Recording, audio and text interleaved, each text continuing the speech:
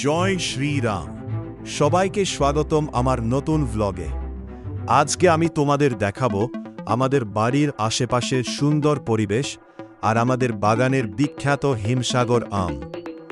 চারদিকে শুধু সবুজ আর সবুজ, বড় বড় গাছ, শান্ত পরিবেশ আর গ্রামের সুন্দর একটা ফিলিং। এমন পরিবেশে সময় কাটাতে সত্যিই অনেক ভালো লাগে। এই যে দেখতেছ, এটা হলো আমাদের হিমসাগর আম গাছ। গাছে কত বড় বড় আম ধরেছে দেখো। এক একটা আম এত সুন্দর আর ফ্রেশ লাগছে যে দেখলেই খেতে ইচ্ছা করে।